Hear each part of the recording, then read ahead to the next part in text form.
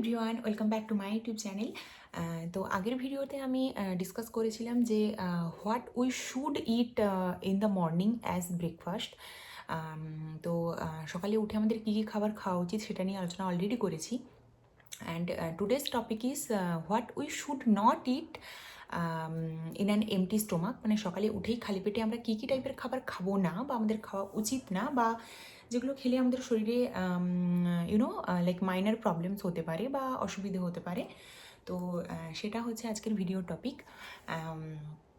তো ব্যাপারটা হচ্ছে যে যেহেতু সকালে আমাদের খালি পেট থাকছে, অ্যান্ড খালি পেট ইন দ্য সেন্স আমাদের স্টোমাক লাইক সারা রাত যখন আমরা রেস্টের মধ্যে থাকছি, দেন যখন সকালে ঘুম থেকে উঠছি, আমাদের স্টোমাক লাইনিং থেকে কিন্তু অলরেডি লাইক অলওয়েজ HCl যেটা লাইক হাইড্রোক্লোরিক অ্যাসিড যেটা, সেটা কিন্তু সবসময় সিক্রেশন হতে থাকে।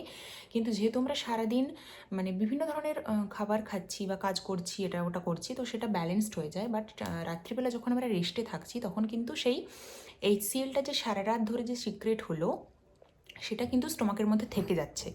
সো সকালে উঠে আমাদের এমন কিছু খাবার খাওয়া দরকার যেটা ওই অ্যাসিডটাকে ব্যালেন্স করবে, বা ওই অ্যাসিডের সাথে মিক্স আপ হয়ে সেটাকে ব্যালেন্স করবে, অ্যান্ড ফার্দার আমাদের স্টোমাক ইরিটেশন করবে না, সেই ধরনের খাবার আমাদের খাওয়া উচিত। তো সেটা অলরেডি আমি আগের ভিডিওতে ডিসকাস করেছি। তো টুডেজ টপিক ইজ, যেটা বললাম যে আমাদের সকালে কি খাবার খাওয়া উচিত না খালি পেটে ঘুম থেকে উঠেই। তো তার মধ্যে ফার্স্ট অফ অল হচ্ছে যে মেন যেটা ব্যাপার সেটা হচ্ছে এনি স্পাইসিটা মানে স্টাফস, লাইক এনি স্পাইসি খাবার, অতিরিক্ত তেল ঝাল মশলা জাতীয় খাবার। কারণ যে কোনো স্পাইসি স্টাফে বা অতিরিক্ত ঝাল বা মশলা জাতীয় যে ধরনের খাবার, তার মধ্যে ক্যাপসাইসিন বলে একটা ইনগ্রিডিয়েন্ট থাকে আর কি, ঝালের মধ্যে বেসিক্যালি। তো সেটা কিন্তু আমাদের যে স্টোমাক লাইনিং বা আমাদের স্টোমাকের ভেতরের যে লাইনিংটা, সেটাকে কিন্তু ড্যামেজ করে দেয়। লাইক যদি আমরা লং টাইম ধরে যদি কেউ এরকম অতিরিক্ত ঝাল মশলা জাতীয় খাবার খায়, তো সেটা কিন্তু আমাদের স্টোমাক লাইনিংকে ড্যামেজ করে। অ্যান্ড সেখান থেকে আমাদের স্টোমাক ইরিটেশন হয়, ইনডাইজেশন হতে পারে, স্টোমাক ক্র্যাম্পস হতে পারে, অ্যান্ড ডায়রিয়া হতে পারে, অ্যান্ড আমাদের অ্যাসিড রিফ্লাক্স হতে পারে। লাইক ওই অ্যাসিডটা তো তখন ব্যালেন্স হচ্ছে না এই ধরনের খাবার খেলে। তো তখন কি হয়, যেটা আমরা বেসিক্যালি মানে অনেককেই বলতে শুনি যে সকালে লাইক এরকম অ্যাসিডিটির প্রবলেম বা হচ্ছে যে ঢেকুর দেয় মানে এই ধরনের খাবারগুলো খেলে, বা অসুবিধে হয়, বা হচ্ছে টক ঢেকুর দেয় বেসিক্যালি। মানে অনেক পেশেন্টকেও আমরা বলতে শুনি যে এই ধরনের অসুবিধেগুলো হয়। তো স্পাইসি খাবার খেলে কিন্তু সকালে খালি পেটেই তো এই ধরনের অসুবিধে হতে পারে। তো এই স্পাইসি খাবার অলওয়েজ মানে খালি পেটে অ্যাটলিস্ট অ্যাভয়েড করা উচিত।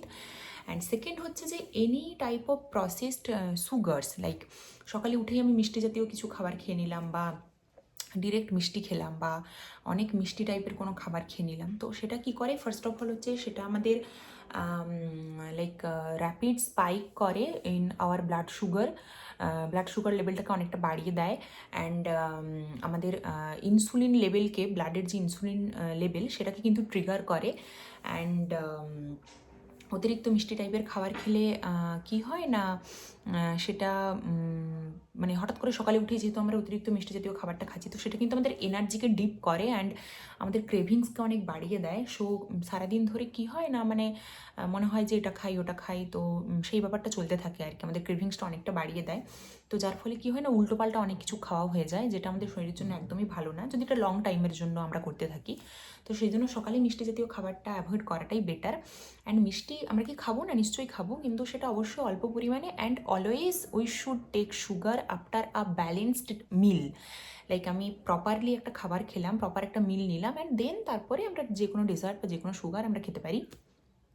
অ্যান্ড আরেকটা ব্যাপার হচ্ছে এনি ফিজি ড্রিঙ্কস, যেটা আমাদেরকে সকালে অ্যাভয়েড করতে হবে, কারণ এর মধ্যে প্রচুর পরিমাণে সুগার থাকে, যেটা সেম আর কি সুগারের মতোই, যেটা বললাম যে এর মধ্যে প্রচুর পরিমাণে মিষ্টি থাকে যেহেতু ফিজি ড্রিঙ্কসের মধ্যে। তো সেই জন্য এটাও অ্যাভয়েড করা উচিত, কারণ এটাও কিন্তু আমাদের এই হার্টবার্ন, অ্যাসিডিটি কি acid reflux and stomach irritation এগুলো মানে করতে পারে, যার জন্য কি হয় না মানে বেশি দিন ধরে খেলে এই ধরনের খাবার, তো এই ধরনের অ্যাসিডিটির প্রবলেমগুলো হয়। এই যেটা বললাম যে টক ঢেকুর বা বুকে জ্বালা, গলায় জ্বালা, এই ধরনের সমস্যাগুলো আমরা মানে অনেকেই বলতে শুনি।